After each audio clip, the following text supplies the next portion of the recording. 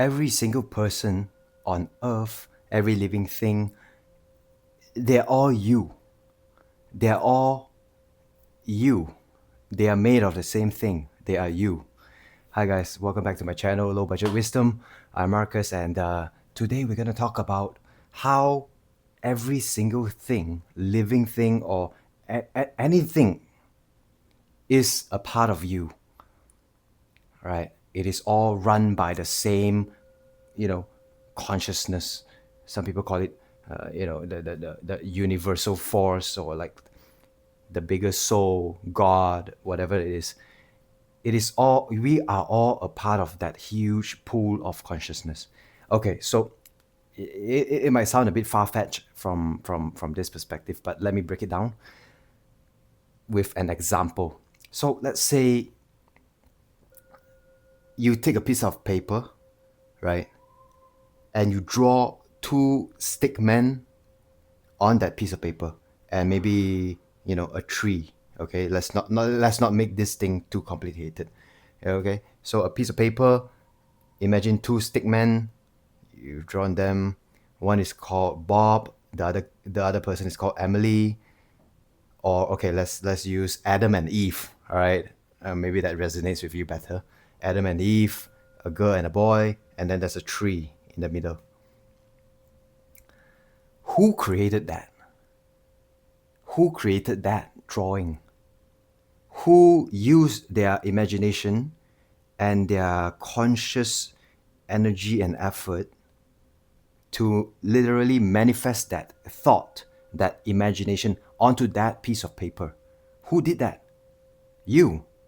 So to this Adam and to this Eve, these stick men on this two-dimensional plane of paper, as well as the living tree that you have imagined and put a part of your consciousness onto it, right? They view you as God. You are God to them because you created them essentially. Essentially, you imagined them in your mind first, and then your mind used your physical body to manifest that drawing out onto this 2D plane of paper.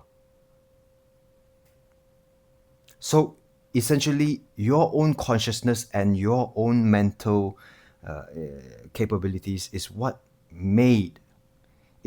gave birth to these two stick men, Adam and Eve, and that tree onto the 2D plane. So to them, they are living in their own reality of consciousness.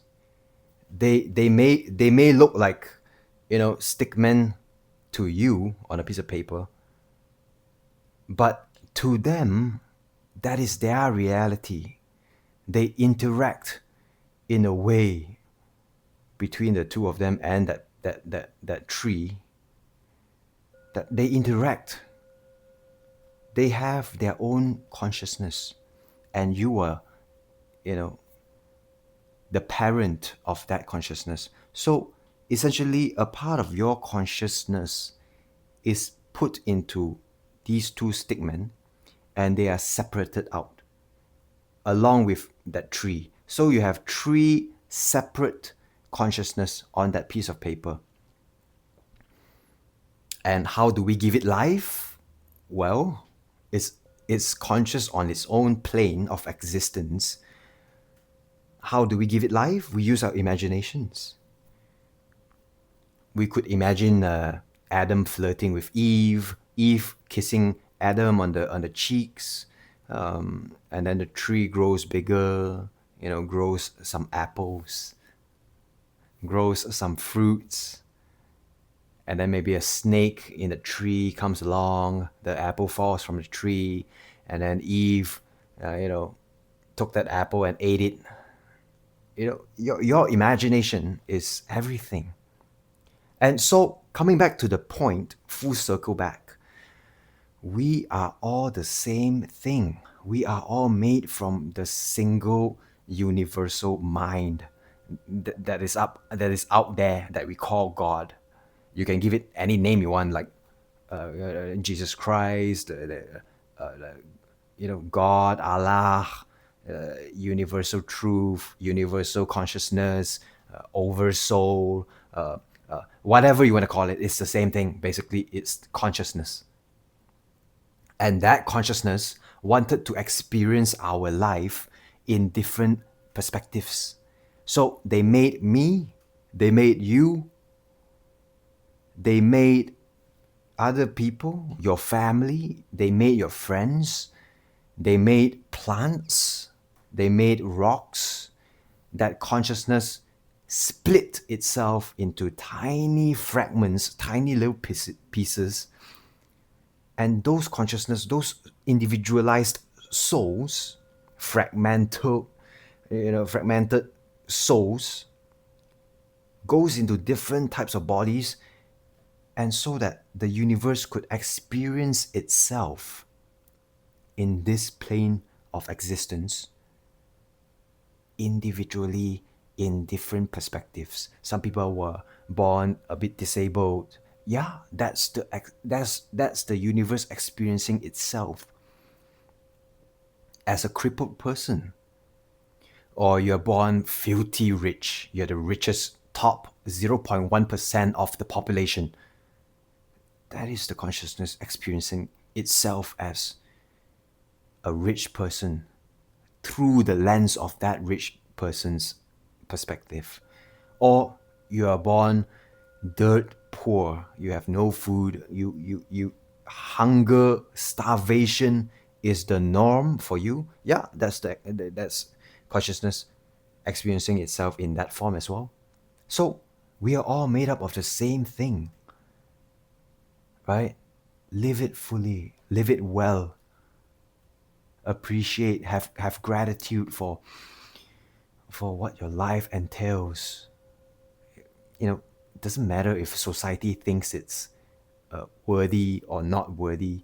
Do something that you enjoy. Find things that you like to do. You see, we are all the same thing, essentially. Right? Even mountains, even rocks, they have their own level of consciousness. They have their own level of experience. A mountain getting washed by rain over millions of years, and it breaks off, turns into a rock. That rock might be buried under layers and layers upon layers and layers of soil or sediments, crushed down, but it is still conscious in its own way, in its own right. It is alive in a sense. Not that we can see it, and not that we can understand its livingness, its aliveness. So that rock gets buried deep down under immense stress and pressure, and then it turns into a diamond over millions of years under stress and pressure. And in a funny way, nature is a reflection of our lives. We go through pressure, we go through stress, and in turn, we get better every day. We get better because of the stress and the pressure that we have been through, that we have lived through, that we have conquered. So you are a powerful person. It doesn't matter how other people view your challenges and how you lived your life. You know yourself better than anybody else. So don't let other people tell you, you're just a rock. No, we are our own diamonds in our own ways. So let's not get too off track here. Mountains, rocks, trees have their own level of consciousness. They have their own level of experience. They have their own level of perception. Their own level of perspective. That is also, we are also made up of the same thing, essentially. And consciousness, right? Fragmented into different parts. And, a part of our bigger self became a tree. like how you drew Adam and Eve on the 2D piece of paper, and then you drew a tree. They're all alive. It all came from you.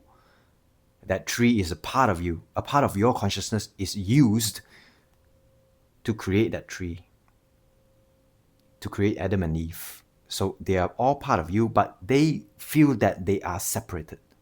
That is all. Same thing on our 3D level of plane, 3D reality, some people call it. The God up there is actually looking down at us like they are watching a movie.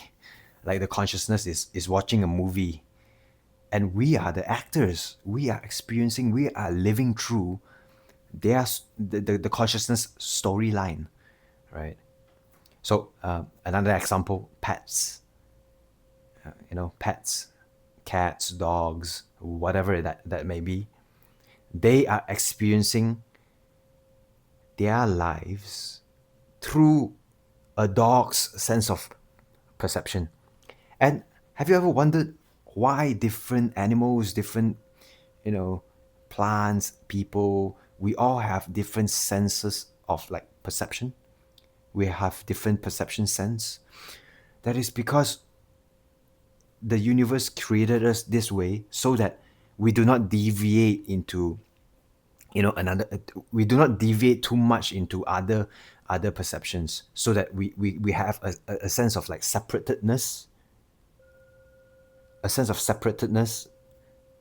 to experience our life with our limited sense of perception. Dogs may not be able to see colors very well, but their nose can smell things further away from we could ever do. And they can smell up to 1,000, 10,000 times more than our own nose. But we have hands, right? We're given hands, we're given critical thinking, we're given a brain, prefrontal cortex, amygdala, blah blah blah, right?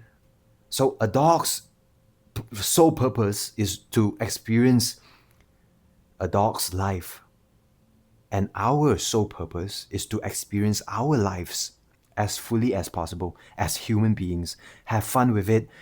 Sometimes stress comes along, whatever, some problems appear, but ultimately we are humans. We should live our fullest life as human beings. We should be grateful for our lives, no matter whether we are going down or coming up. It's always a cycle. What goes down must always come up. What comes up will always come down. So thanks for watching, guys. Subscribe if you haven't already. I would appreciate if you leave a like or like comment something that resonated with you. Let me know what your thoughts. I'll see you in the next one. Ciao.